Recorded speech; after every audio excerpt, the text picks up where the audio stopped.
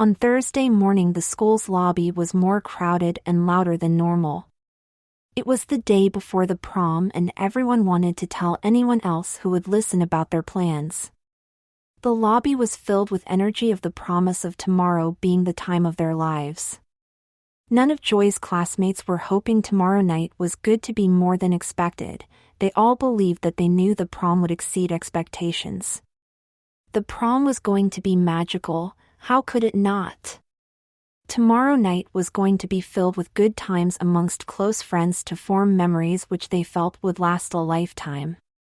The only person who was immune to the effects of the upcoming night of ecstasy was Joy.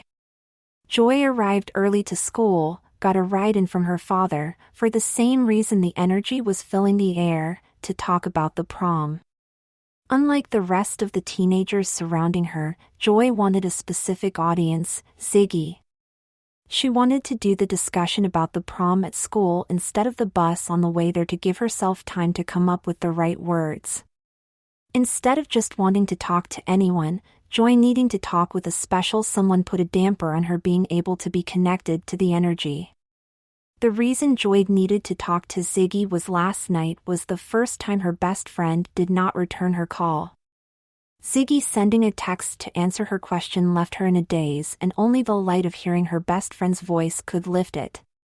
Ziggy knew Joy inquiring about if they were still on for breakfast on Saturday was just a pretense to what the call was really about. That she wanted and needed to talk to him. Joy needed to make things right between them, and Ziggy was not giving her the chance. Then Joy felt that buzz which was in the air as her Ziggs entered the school. It was different than the little tingle she felt every time she saw her best friend. She started to think about their breakfast on Saturday. Thinking of how much enjoyment those two have over a shared meal fixed the broken part of the conduit which connected them. All in the lobby knew they were going to have the fairy tale night which everyone deserves at the prom. The prom turning out better than a John Hughes teenage flicks was a guarantee. Ziggy had a pep in his step, a smile on his face, and waved as he passed by Joy.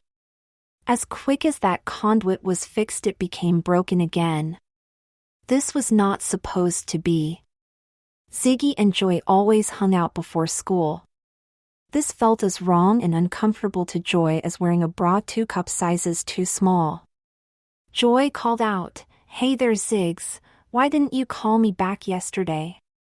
Ziggy kept on walking as he said, "I was busy, so I just texted you the answer." The vague "I was busy" was a bad sign to Joy. She knew that each of them always made time for the others unless there was no way possible. If that was true, then the reason why would be shared.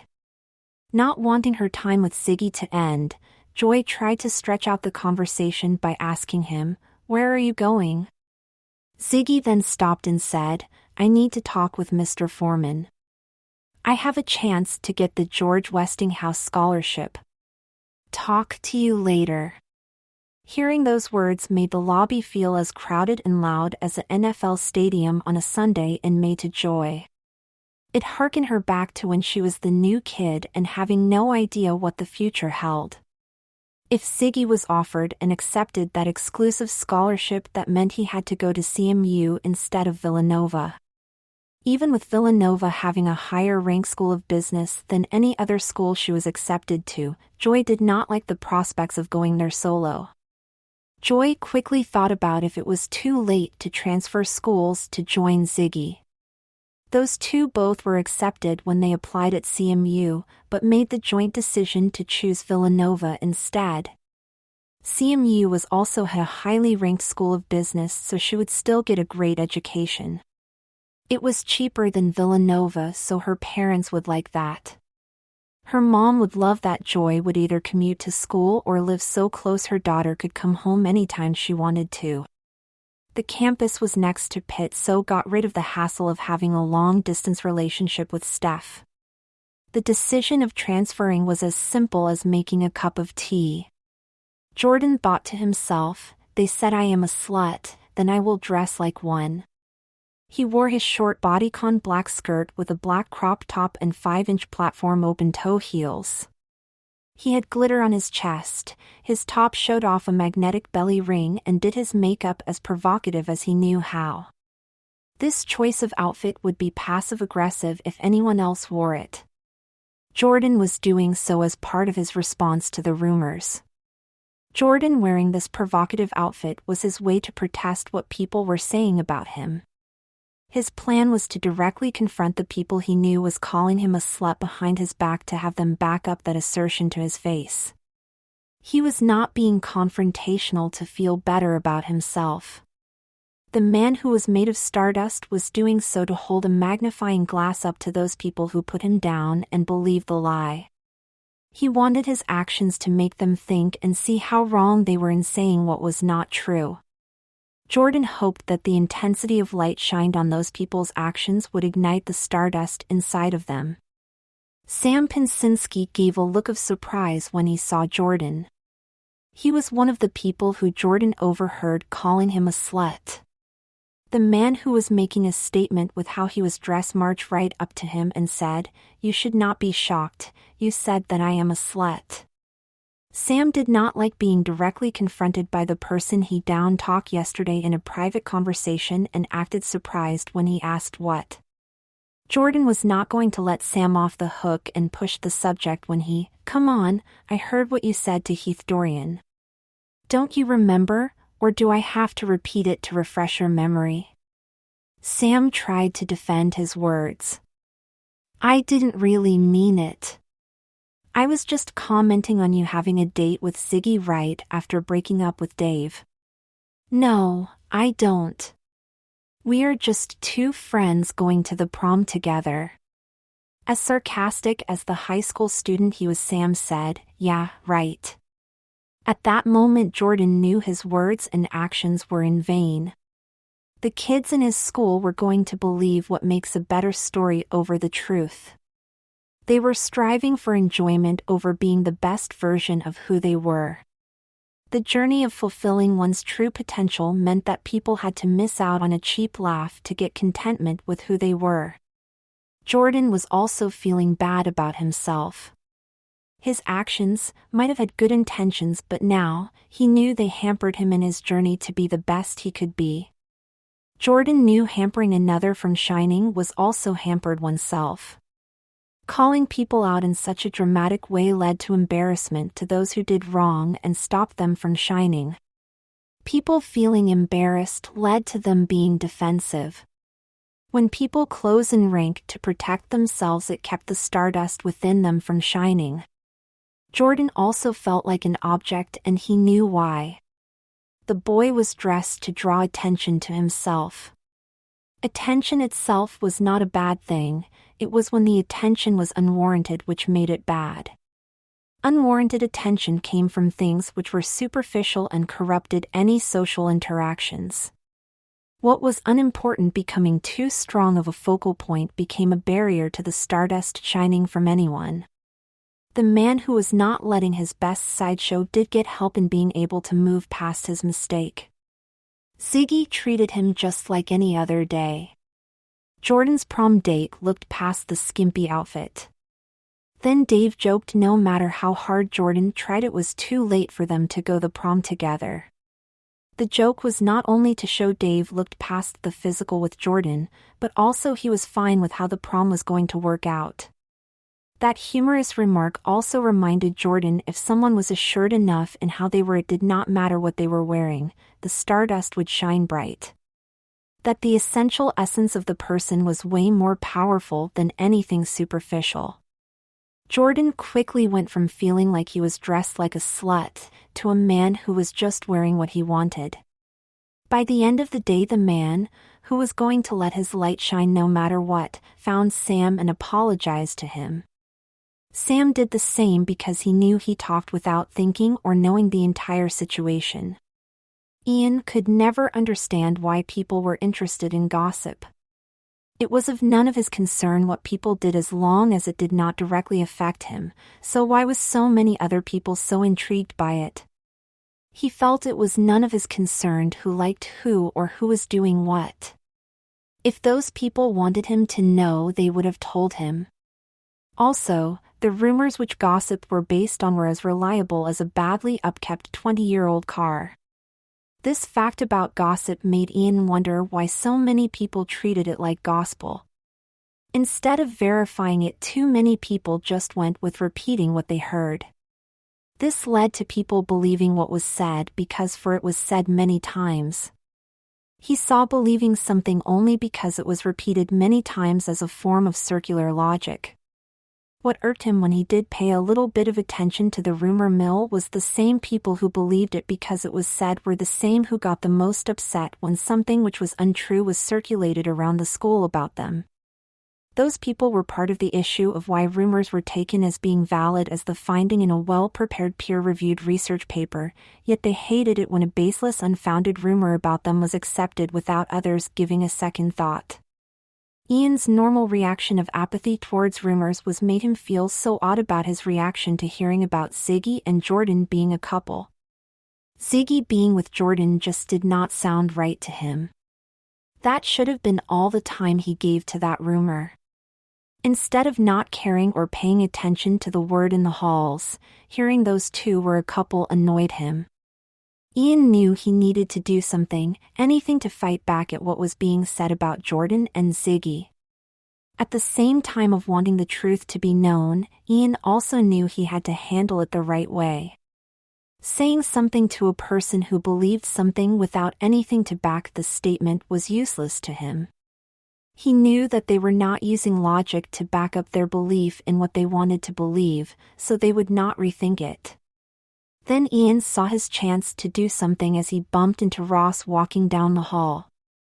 He was going to tell Ross he knew the rumor was not true. Ian was socially adept enough to know saying that to both Jordan and Ziggy would be tactless. There was nothing wrong with being gay, and that was how it would come off. Ross, on the other hand, Ian knew he was not happy about how people were talking about his friend. Ian could show his support and solidarity by talking with Jordan's best friend about him knowing the truth about the rumor. "Hey there, Ross, I don't know why so many people think that Jordan and Ziggy are a couple.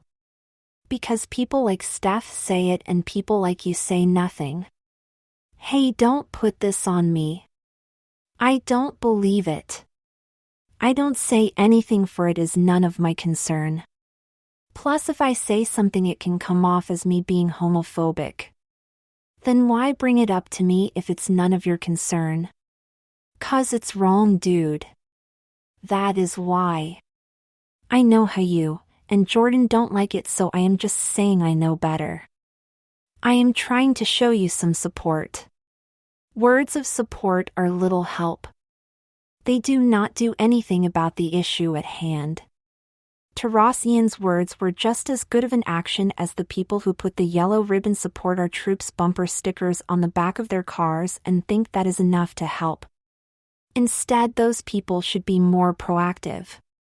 Not wanting to help Ian to get the false sense of him being part of the solution, Ross ended the conversation by reiterating that the boy, who wanted a pat on his back, should say something when people said something which was not true. Most of the time, Ross's suggestion of being proactive and being part of the solution got as much notice as the healthy choices on a fast food restaurants, but this time was different. It resonated with Ian like the ringing of a church bell. It also had the same effect on him as a church bell to someone with true faith, and called him to go towards Ross's suggestion. Joy came out of the lunch line looking around like she did not know the layout of the cafeteria. In a way, the room was a foreign landscape. She had nowhere to sit. Going to sit at her normal table did not feel right. Ziggy would be there. It was strange to Joy that even when she was next to Ziggy, she felt so far away to her best friend. Their closeness was never about how close the proximity of their bodies were, but connection of their souls. Now that connection was so strained. If Ziggy was right next to Joy, she could not feel his presence. Even with being Steph's main squeeze, going to his table did not feel right either to the lost girl. Most of the time when her boy was around his friends, she felt like an outsider. Their connection in the relationship depended on the situation.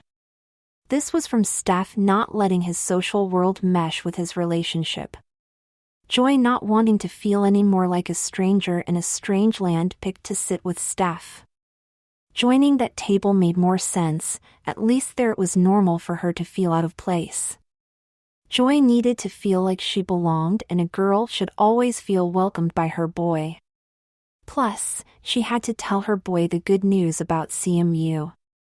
It was tougher than a Marine's love to their juvenile delinquent child than for Steph to hold in his displeasure of Joy coming to his table, but he did. She knew this was his time with his friends, and Steph needed it. Today started out great as he was going to talk with Mr. Foreman about his chances of receiving the recently vacated George Westinghouse scholarship.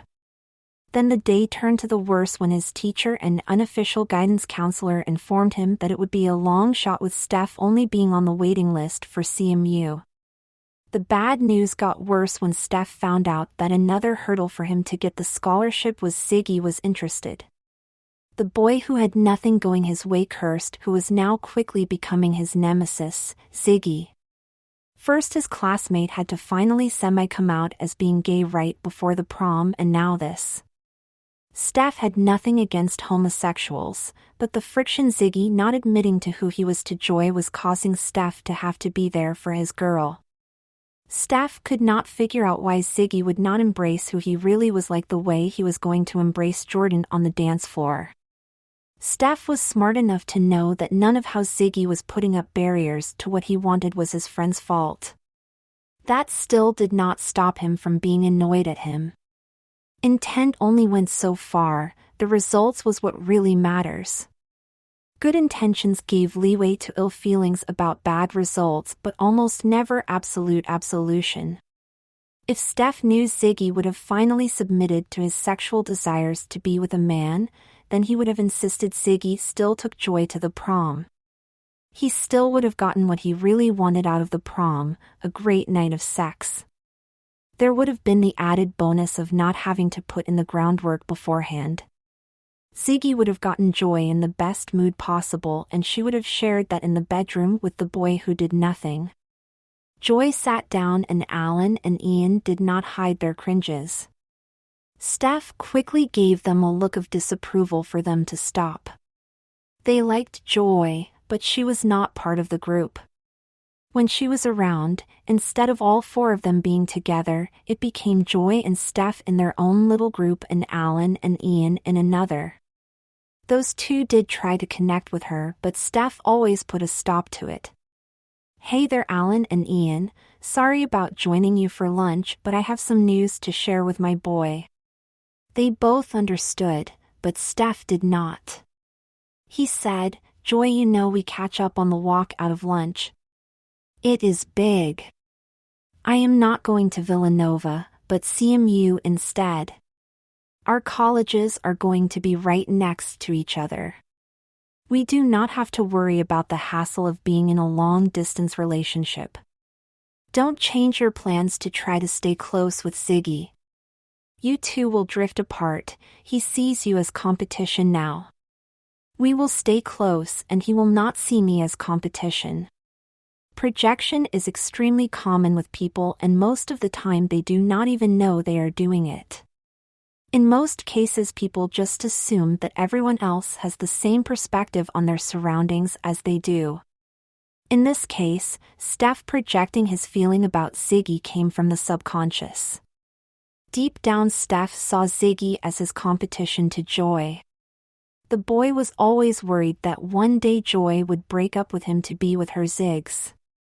This was the real reason Steph always treated Joy as his fallback girl. Deep down he knew he was her fallback boy.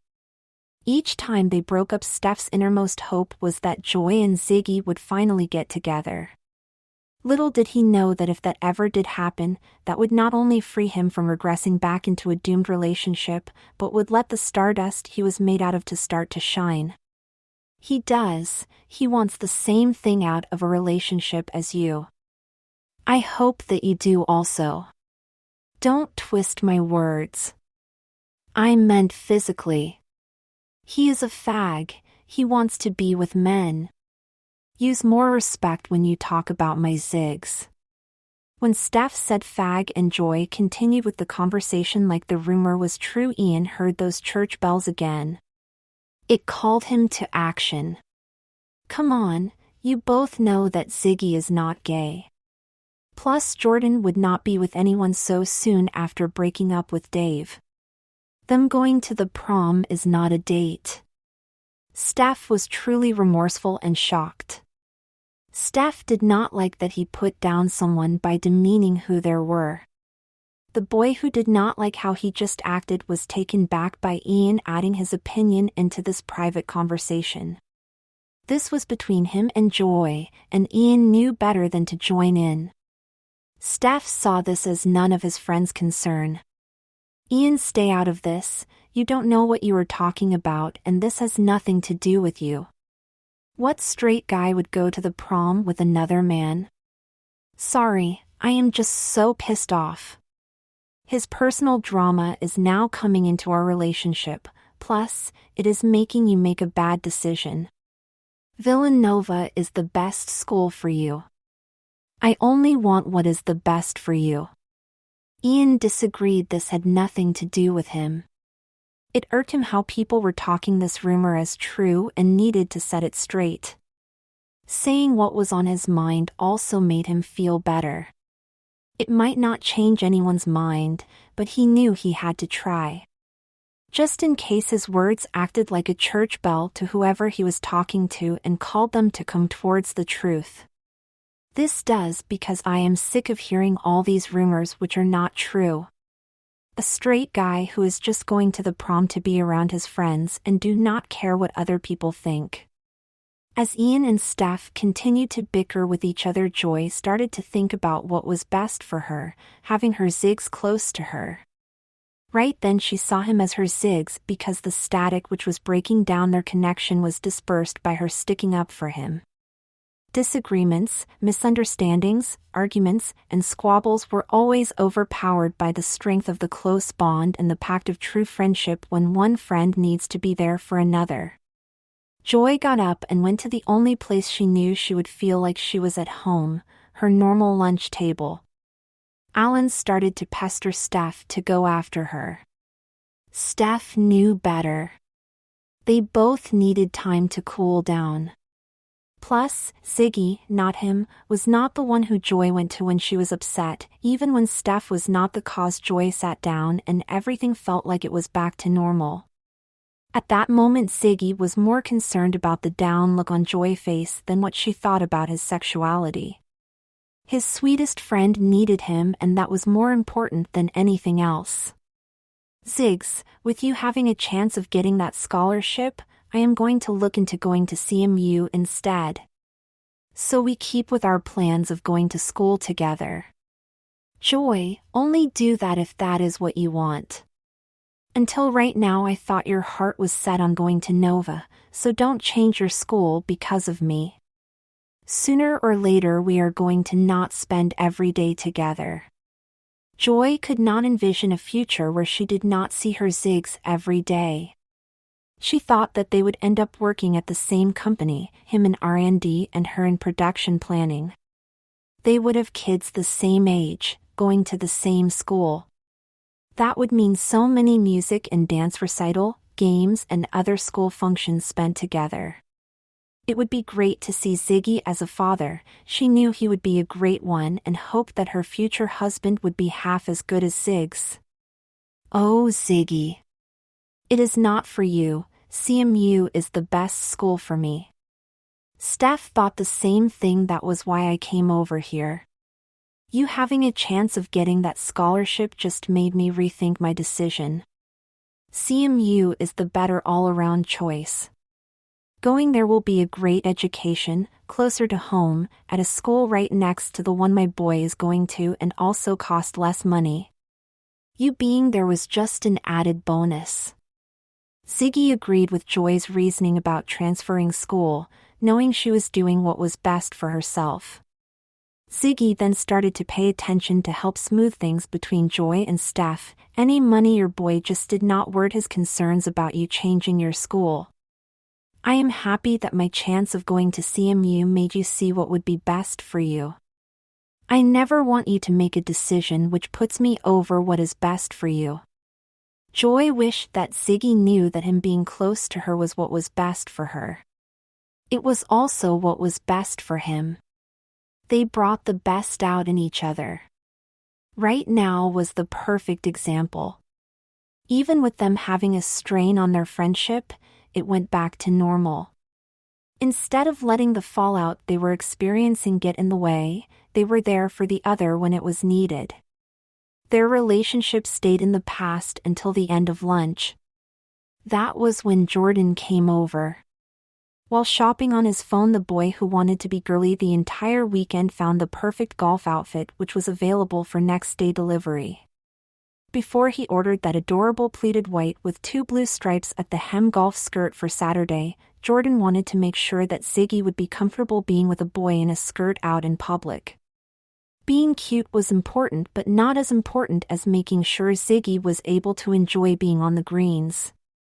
The time travel was ended by Ziggy commenting that he knew that Jordan would look great in that skirt. Ziggy saw the look of disappointment on Joy's face. Ziggy took it was from her being upset about him not admitting that falsehood she believed. A small part of it was. Most of Joy's disappointment was from she would much rather have heard Ziggy saying those words to her instead of Jordan. This moment was exactly why those two could not just act like they never had that conversation yesterday. In a close friendship, both people had to be on the same page about who the other was. A disagreement about something as fundamental as who someone really was would always come to the foreground. The friction between the truth and fiction would rub against their connection until their bond was broken. The last couple of minutes of lunch were silent at their table. Joy bolted as soon as the bell rang. She needed to get away from feeling lonely when next to her best friend. It was wrong for a person to feel awkward around someone who was so close to them. Ziggy was hurt that he was glad to see Joy go away. He knew that feeling was a sign of their friendship becoming strained. It was finally prom night and both Jordan and Joy were waiting for their dates. Both of them looked as stunning as the glare of stardust shining in someone's face for the first time. Jordan's outfit of a shoulderless blue with yellow polka dot dress perfectly captured how optimistic and playful he was feeling. That dress also captured how Ziggy and his date for the night felt how the 80s were. Joy's blue gown with a gold embroidered design, a dip hem detailing, a Bordeaux neckline with fold-over sleeves, and a box-pleated skirt captured her regalness. How regal the dress looked on Joy along with the stoic look on her face also made her look withdrawn. She was lost in her thoughts of how Steph was going to mess up the night, and now she did not have her Ziggs to be there for her to help get over the disappointment. Jordan knew the night was going to surpass expectations when Ziggy showed up early in a pristine PT Cruiser GT. The man in his dream dress knew his date was considerate enough to make sure they had more than enough time to get the perfect prom pictures. If being so early was not enough, Zygmunt's dad got out of the car wearing a tux and a cap to look better in his role as their chauffeur. In his greeting to Jordan, Ziggy mentioned how stunning that Jordan's prom dress was on him. Jordan said, "Thank you, Zygmunt." How dapper and formal Jordan's date looked in his outfit, a pastel yellow suit and the blue with yellow polka dots bow tie and pocket square. It was more fitting to call him Zygmunt right then. Using his date's given name added to the prop and circumstance of the moment. Jordan's and Ziggy's parents took pictures to chronicle the traditions which came from Ziggy picking up his date. All the pictures were perfectly able to capture the magic of the moment. Zygmunt putting the blue delphinium with yellow roses corsage on Jordan's wrist. Jordan putting the yellow rose boutonniere on Zygmunt's lapel. Pictures of Jordan with his parents and Zygmunt with his. A great one of the happy couple standing under a blossoming cherry tree. Finally, one of Zygmunt opening the car door for Jordan. On the other hand, Joy's reservations about the night were justified when her date showed up half an hour after they were supposed to be leaving. Her bad feelings were confirmed even more when Steph was a little unbalanced coming out of the limo. The woman who did not expect too much from her boy was let down when the first thing out of his mouth was the smell of booze. Joy hoped that her boy would not have started drinking before the prom. Now it would be hard, if not impossible, to get Steph out on the dance floor. Alan and Ian came bouncing out of the limo also. Joy could tell that those two have not been drinking that much yet. Joy was relieved to see those two were just about sober because she knew they would help cover the fact her boy under the influence of Dionysus drink. They would help run interference between Steph and Joy's parents by making sure they never got close enough to smell his alcohol on his breath. Steph, already wearing a generic red rose boutonniere and a black cummerbund and bow tie, added to Joy's disappointment. She had a great golden rose boutonniere which went with her gown, and her boy's cummerbund along with the bow tie did not help to tie their outfit together. Steph looked great, but his look did not complement her blue gown with gold embroidered design. Joy also knew they will be running even later after getting a couple of hastily taken pictures of the couple with her family. Even if they had time, there would not have been a picture of the magic moment of Joy putting the boutonniere on Steph because her boy refused to take off the one he was already wearing. The picture of Joy and Steph in front of the limo was one of two people who would rather be somewhere else. Steph in the limo getting to the prom and Joy at her Zig's side. The lady who felt like she got the booby prize of prom dates chalked up her thinking that it should be Zig's here instead of Steph because her best friend would have been on time. Her Zig's understood how important the picture-taking part of the prom ritual was. Zig's would have mentioned how radiant Joy looked in her dress. Zig's would have been sober when he showed up early, so they both could get high soaking in the moment together. He would have been wanting to be in the picture instead of the limo going to the prom. As they went to leave, Joy had to cough to remind Steph to be a gentleman and get the door for her. 8:38, Ross was standing on one of Mount Washington's observation decks holding his girlfriend, Natalie Billington, and enjoying the view of Pittsburgh's skyline. The view was as breathtaking to Ross as Nat was in her disc sequin pink cocktail dress with a white sequin heart design. What was even more breathtaking to him than how Nat looked was her picking that dress so Ross could wear his custom tux. Ross had a retro 80s look and excellently executed the look of his idol, the excellence of execution. The long tail blazer had Bret Hart's signature white star epaulets with tassels. The slacks had a pink satin stripe down the side. His hair had the wet slick back look, and the accessory which Ross loved the most, his vintage Hitman wraparound shades, were on. Even with being in one of the many magical moments which will fill the weekend, Ross could not help not to notice the observer of the observation deck, Dave Penkula. The man who was going to the prom stag was immune to the magic of the moment. He felt like an outsider. The group of classmates he shared the limo with were like a painting to him, and he was in an art gallery admiring at this beautiful work of art. Instead of being pulled into the magic of the moment, Dave was lost in what have should been, him holding Jordan as they stood next to Ross and Nat. Dave still had hope that him and the perfect man for him would get back together after prom weekend, but getting back the person who owned his heart was little consolation to missing out on this magical weekend with him. The worst part was in a couple of minutes Jordan was going to be joining them at the observation deck for pictures, yet Dave's ex would still be too far away for his liking. As Dave was in the land of what have should have been, Jordan and Ziggy arrived. As a force of habit, Dave went to go get the door for Jordan. He stopped himself when he saw Mr. Van Dymen get out of the car to do his chauffeur duty, which Dave saw as an honor. Seeing Jordan with a smile on his face and being treated how he should put a smile on Dave's face. The smile came from some of the stardust in Dave igniting. Right after getting out of the car, Jordan's eyes adjusted to see. The spring sun was bright, but pale in comparison to his group of friends who were waiting for him. The one who was shining the most, to Jordan, was Dave. This brightness did not come from the man who going to the prom stag being the most in tune with his stardust. It came from Dave losing his dullness and striving to be the best person he could be. Seeing the quality which first made Jordan attracted to Dave made him go towards him to greet him with a hug. Then out of the corner of his eye, Jordan saw Ziggy and stopped himself. He was still going to hug Dave, but needed to join the group with his date at his side. Jordan knew that not walking side by side with Ziggy would have been treating him as his date in name only, and that would not have been fair to any of them. Dave was the first one who greeted the last arrivals. He gave Ziggy a pull and handshake and a hug to Jordan. The hug was an ordinary one between them, so it felt like home. This was for any ordinary action those two did together felt extraordinary. Ross wanted to get this group going to Station Square. They were not running late, but he wanted to get in the optimal spot in the promenade line.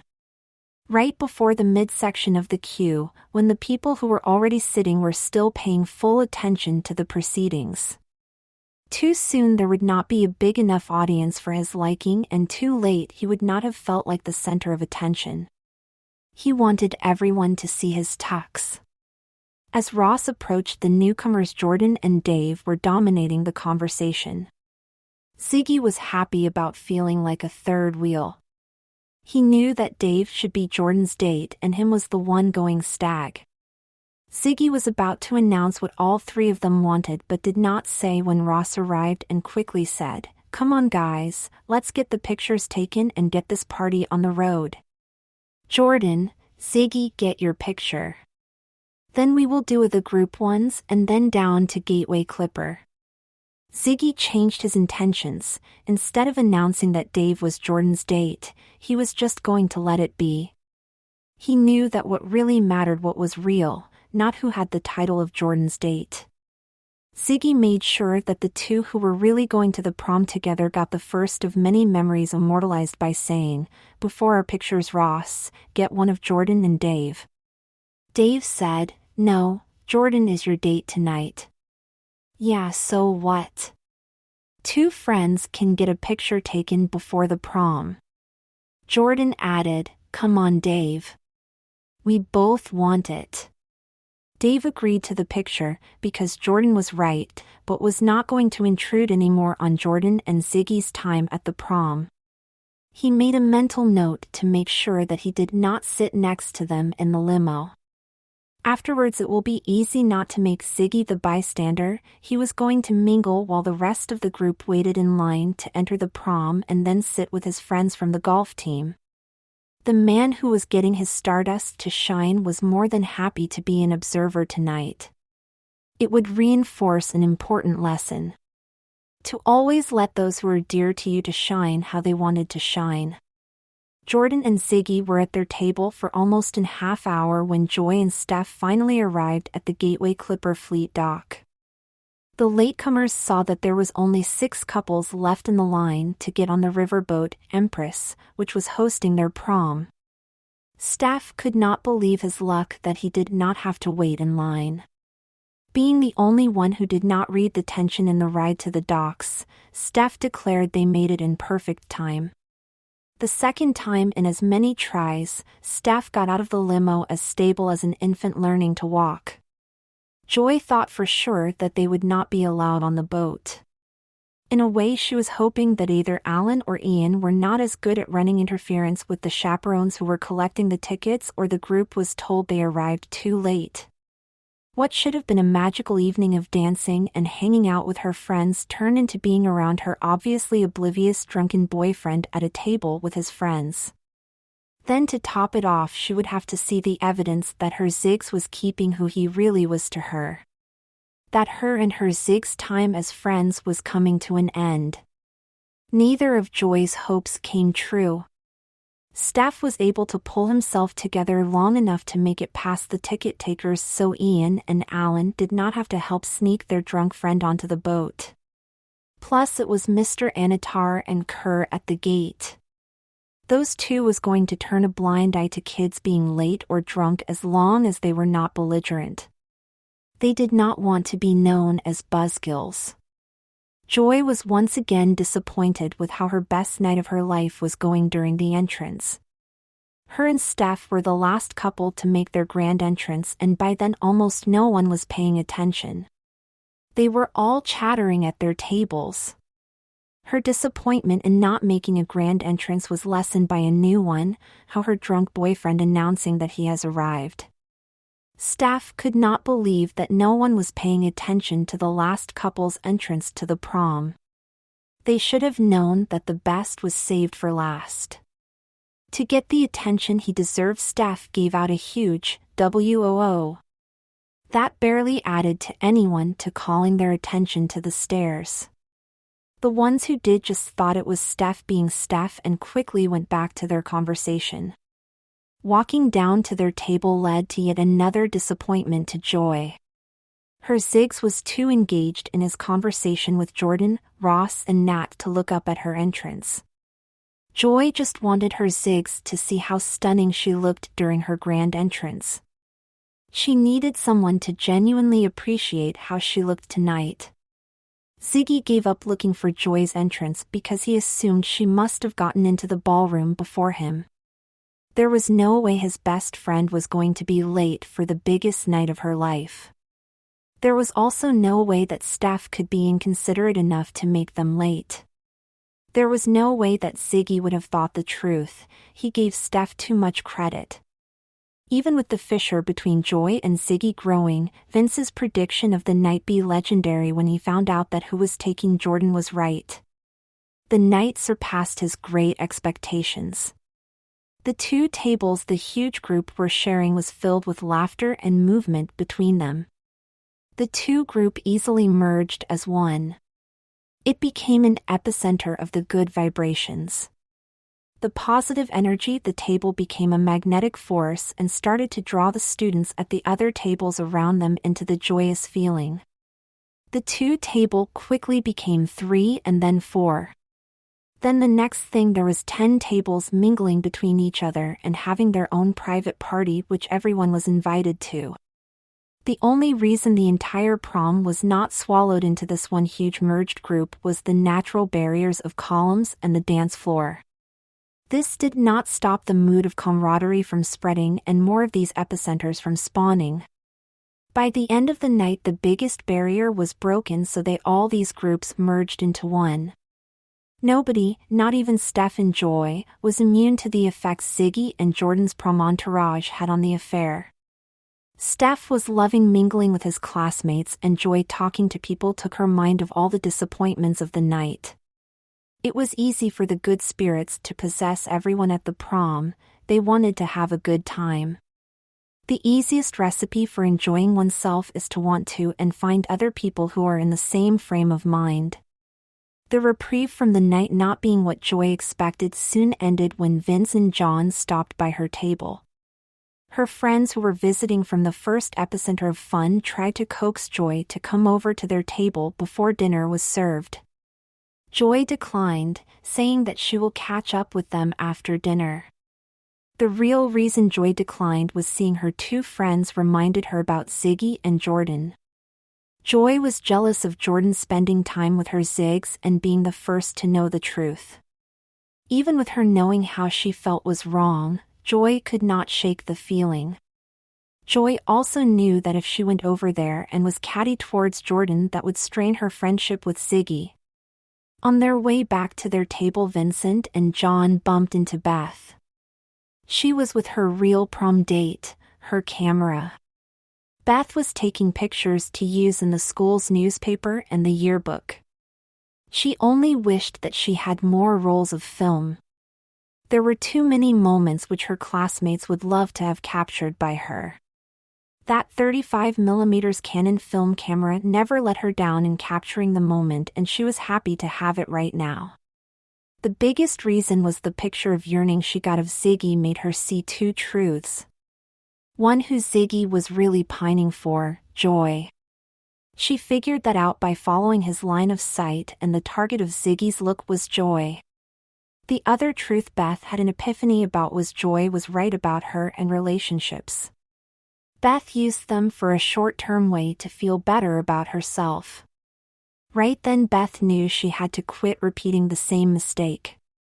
From now on, the girl who took another step on becoming a woman and letting her stardust truly shine was going to be single for the right reasons instead of being with someone for the wrong ones.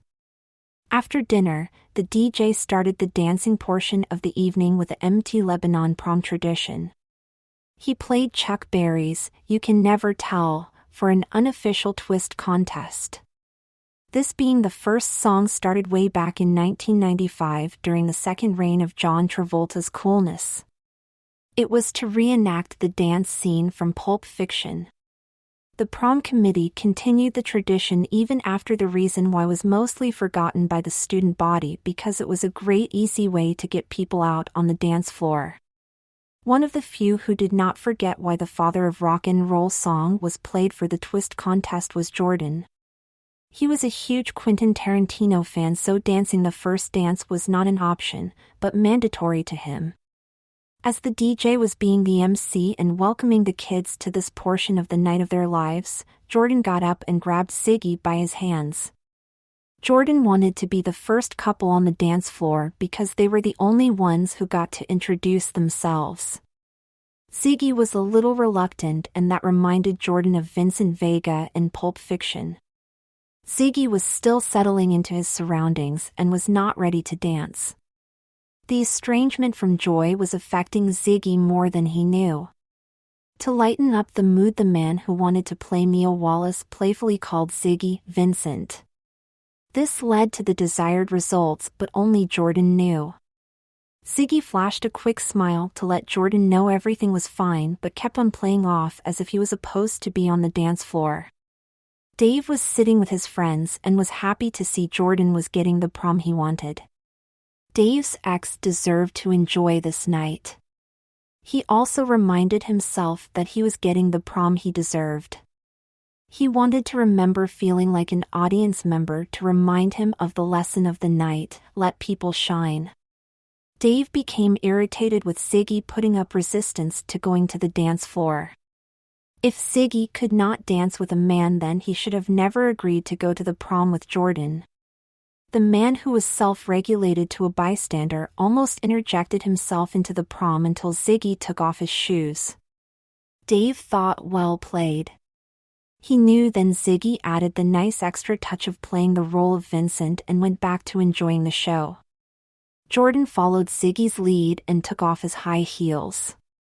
Then, to go for a more laid-back cool look, Iggy undid his blue with yellow polka dot bow tie. Then they started the twist. Even with no trophy to be won, Jordan was stay in the moment and play Mia.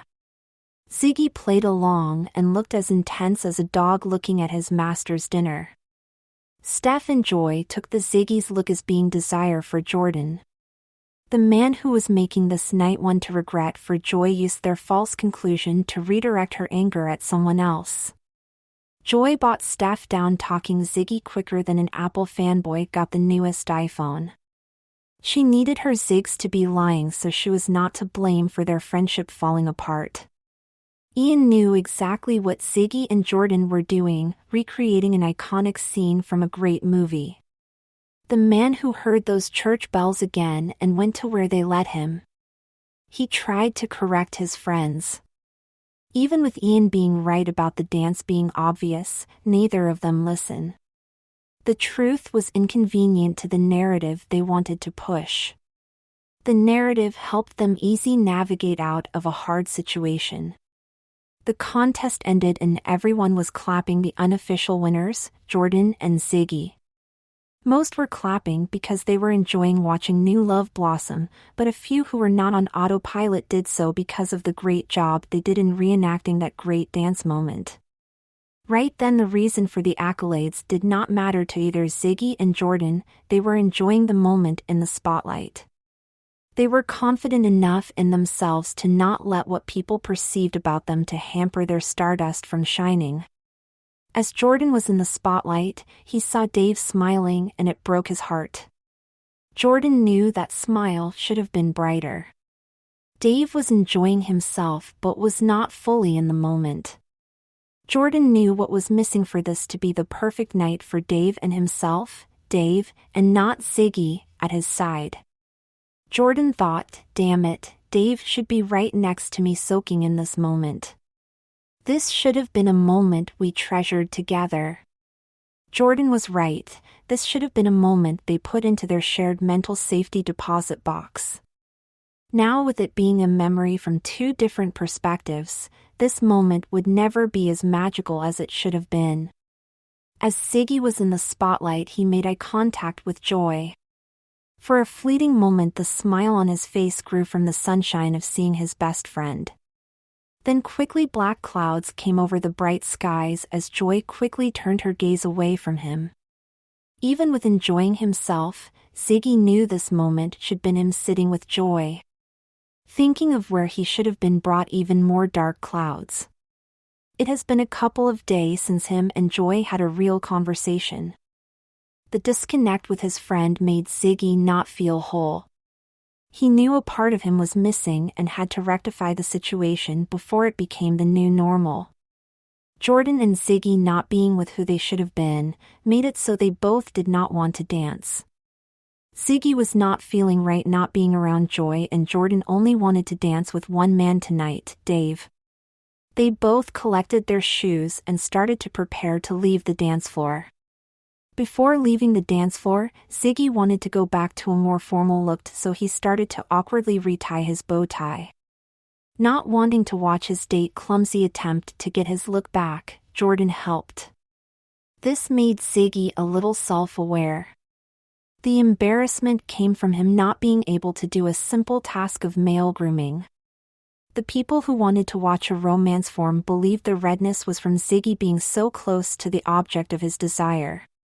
Ziggy and Jordan stayed seated until the DJ started to play some ballads. The first one was Almost Paradise. If either of them were paying any real attention, they both would have realized how fitting the title was to the night. The night was a great one, which they would hold dear, but that someone special was missing to make the memories from the night the best they could be. The song itself did not matter to Jordan. He wanted to slow dance. For a moment Jordan so wished that he broke down and did the wrong thing of dumping Ziggy for Dave. That thought quickly went away because Jordan knew that the momentary joy of dancing with his man was not worth the cost, preventing him from being the best person he could be. There would be many more nights that he could be held close by the man who owned his heart. Ziggy could tell that his date wanted to dance, so, being the gentleman he was, Ziggy took Jordan's hand and led him to the dance floor. Ziggy was hoping that dancing would take his mind off of how he was going to handle breakfast with Joy tomorrow.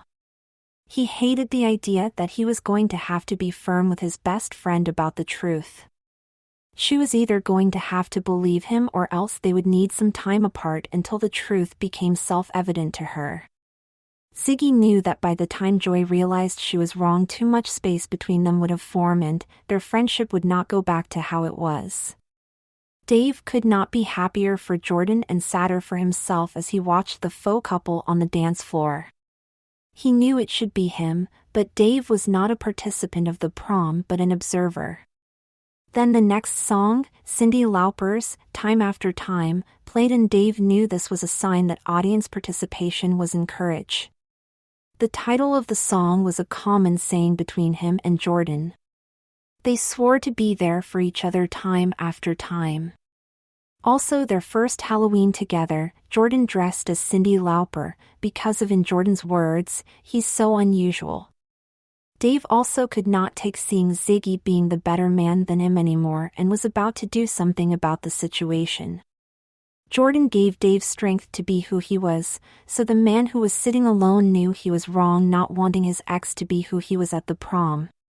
Even with Dave being confident he would get back together with Jordan after the prom, he was not going to let his insecurities ruin them not having some fond memories of the prom. Dave was going to ask for one dance. Dave busted through the fourth wall onto the performance he was watching and found out it was real. The dancers were not actors and he saw no directors behind the curtains orchestrating this moment.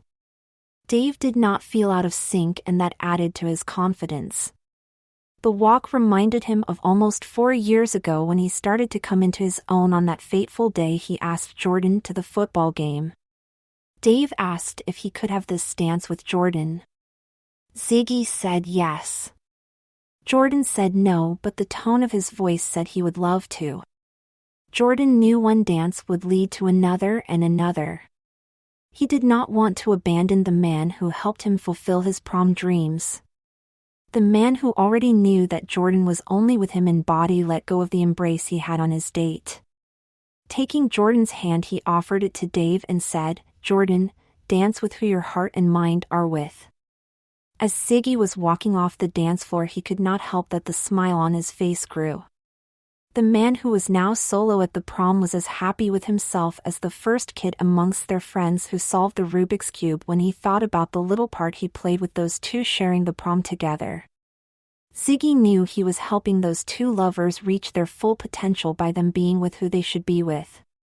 Even with being on his own, the young man was still going to have a great night. He was surrounded by friends and making memories which will last a lifetime.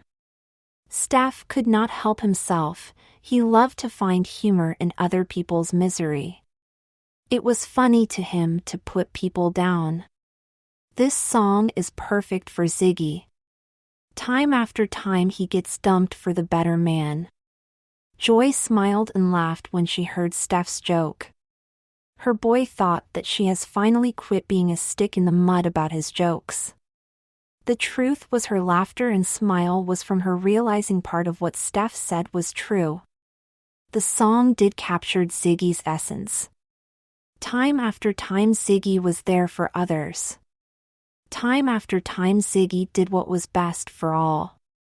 Time after time Ziggy did something amazing just by being himself. Joy's joy grew when she figured out why she believed the rumors of Ziggy being gay. Joy would have found any girl other than herself not good enough for Ziggy. She had romantic feelings for her best friend. Joy also figured out why she was disappointed about Ziggy spending time with Jordan. She was jealous of the man in a dress. Joy now understood why she wanted to be the one who pinned the boutonniere on Zig's lapel.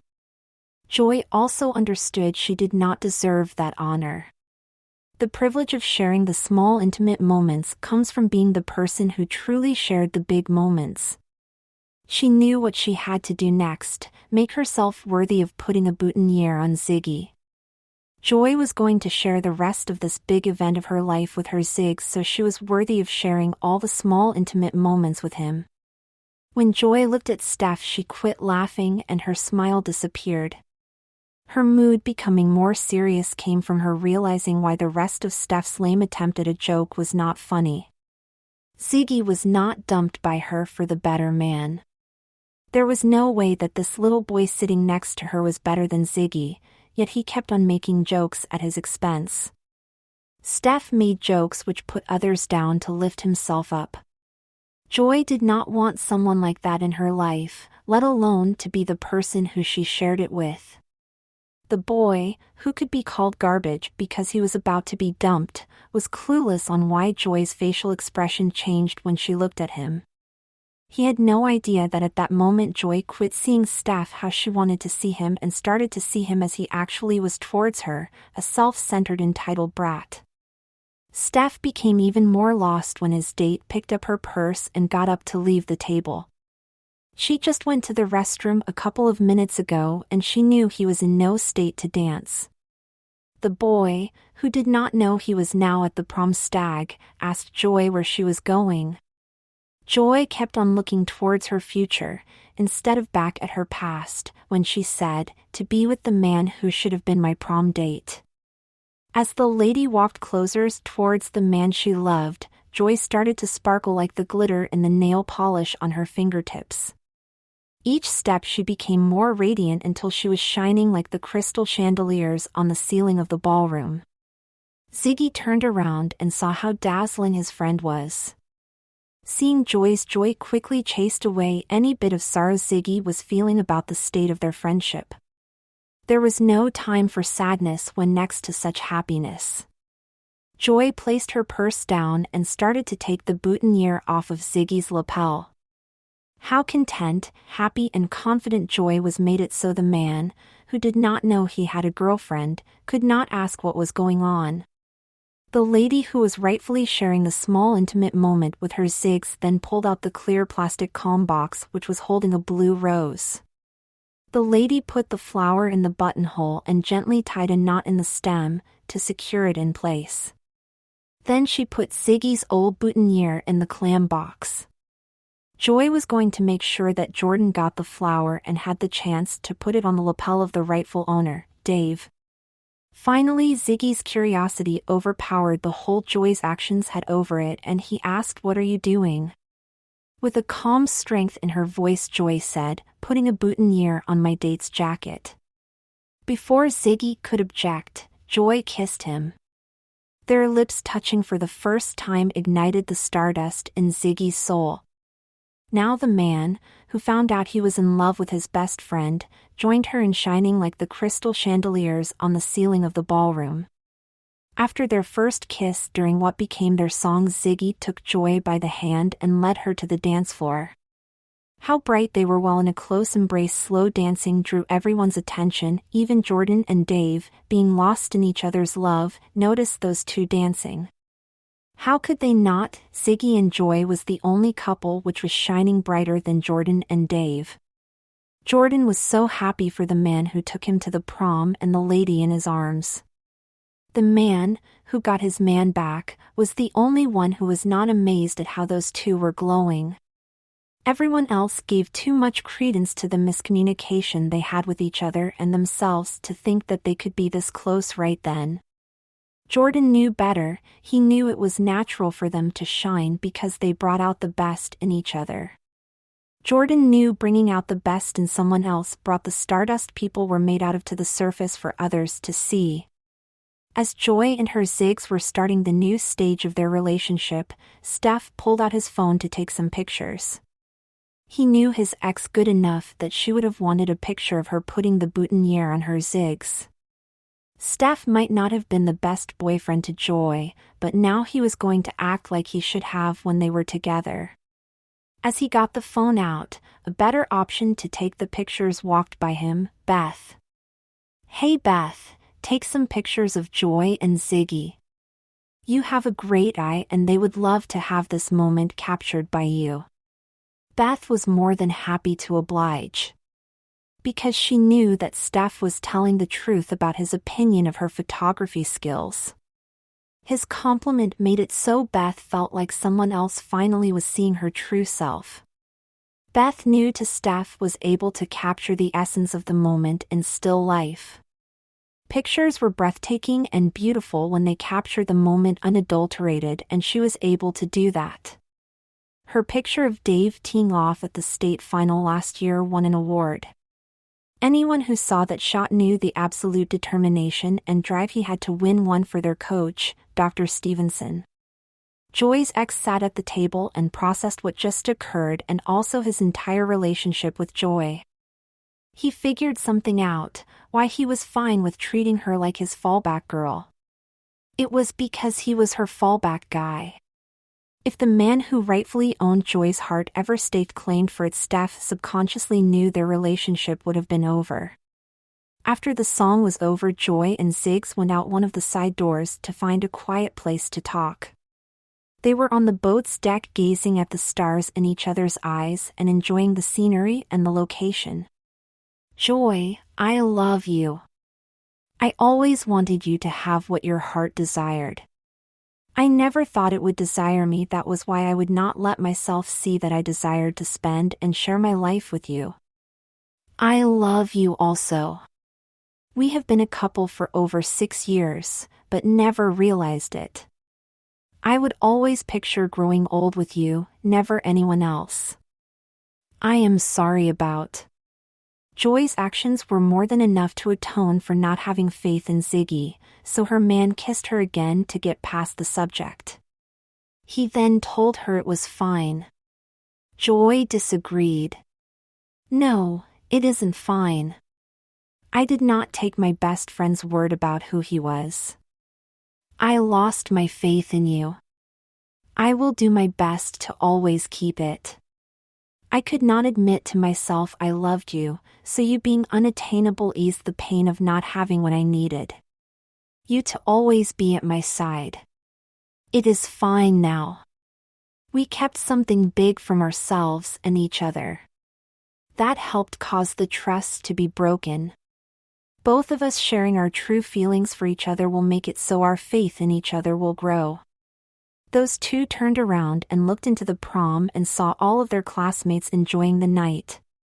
The new couple smiled when they saw Jordan and Dave dancing. How in sync their movement on the dance floor was made it like those two never broke up. The reason was that they never did. They might have said they were no longer a couple, but their hearts were still beating as one. Seeing the one soul which shared two bodies reminded Joy she had to give that boutonniere to Jordan.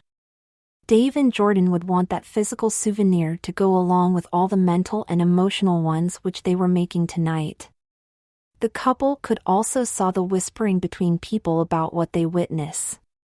Instead of going with the boring truth of one couple getting back together and another realizing they were already one, most people bought the new rumor.